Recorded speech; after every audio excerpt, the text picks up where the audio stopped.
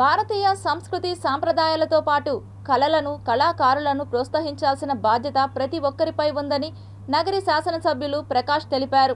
వీళ్ళంతా కూడా ఇవాళ సమాజం ఉట్టిపడేలాగా, సహజత్వం కనబడేలాగా ఈ కళారూపాలంతా కూడా ఇక్కడ మనకి ప్రదర్శనలు ఏర్పాటు చేయడం జరిగింది. ఖచ్చితంగా హర్షణీయం. ఎందుకంటే లోకల్ టాలెంట్ మన తిరుపతి వాస్తవ్యులు వీళ్ళంతా కలిసి ఇక్కడ చేరి ఇక్కడ ప్రదర్శన చేయడం అనేది నిజంగా అందరూ ఎంకరేజ్ చేయాలి, అభినందించాలి. రాబోయే రోజుల్లో మన తిరుపతిలో ఇలాంటి మనది ఒక టూరిస్ట్ ప్లేస్, ఇక్కడ దీనికన్నా వేరే ప్రదేశం అవసరం లేదు. ఇలాంటివి ఎంకరేజ్ చేయడానికి కానీ, కళా పోషణ కానీ ఇవన్నీ చేయడానికి కూడా ఇది ఒక మంచి ప్రదేశం. ఎందుకంటే భారతదేశంలో ఉన్న ప్రతి ఒక్కరు కూడా ఇక్కడికి వచ్చే చోటు ఇది. మన ఆంధ్రప్రదేశ్లో ఎక్కడికైనా వస్తారంటే అది ఇప్పటికే తిరుపతే. అలాంటి చోట మనం కళని కానీ మనం ప్రోత్సహిస్తే ఖచ్చితంగా మన లోకల్ కల్చర్ని కూడా దూరం తీసుకునే ఛాన్స్ ఉంటుంది. పోర్ట్రేట్స్ దగ్గర నుంచి, సమాజం దగ్గర నుంచి, నేచర్ దగ్గర నుంచి ప్రతి ఒక్క యాంగిల్ని వాళ్ళు సృజించి దాన్ని వాళ్ళలో ఉన్నటువంటి సృజనాత్మకతో మన ముందు ఉండేటట్టు ఆవిష్కరించారు.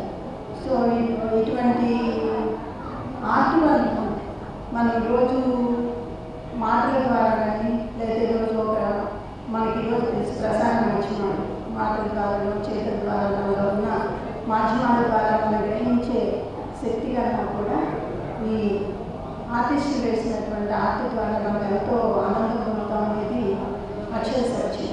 ఇక్కడ చాలా బొమ్మల్లో కూడా చాలా అద్భుతమైన చిత్రాలు ఉన్నాయి. ఇందులో మన భారతదేశంలో ఉన్న వివిధ సాంప్రదాయిక చిత్రాలన్నింటినీ ఆ శైలిని తీసుకొచ్చారు. మధుబని కానీ, కలంకారీ, మన శ్రీకాళహస్తి అద్భుతమైన క్షేత్రం కలంకారీకి. ఒకప్పుడు కలంకారీ అంటే ఏదో గోడల మీద వేలాడదీసే బొమ్మలే అని అనుకున్నాం.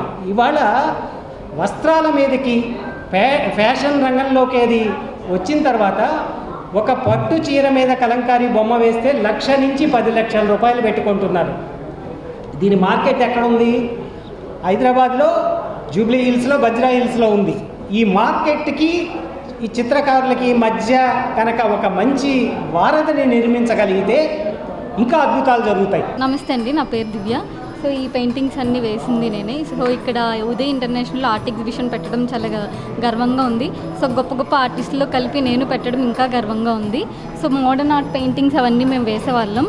సో ఇది నాకు చిన్నప్పటి నుంచి హాబీ. సో చిన్నప్పటి నుంచి వేగా ఇప్పుడు వచ్చిన ఇంట్రెస్ట్, ఇప్పుడు నేను ఆర్టిస్ట్గా మారాను. సో నేను చెప్పదలుచుకుంది ఏంటంటే ఈ మీడియా ద్వారా, సో ఎవరైతే కిడ్స్, చిల్డ్రన్స్ ఉన్నారో వాళ్ళు డ్రాయింగ్ ఎవరైనా వేస్తే వాళ్ళని ఎంకరేజ్ చేయండి. ఫోన్స్కి బదులు వాళ్ళకి పేపరు, పెన్ ఇచ్చి డ్రాయింగ్ వేసి పిల్లలందరినీ ఎంకరేజ్ చేసి ఫ్యూచర్ జనరేషన్కి ఆర్టిస్ట్గా మార్చమని అందరిని అడుగుతాను.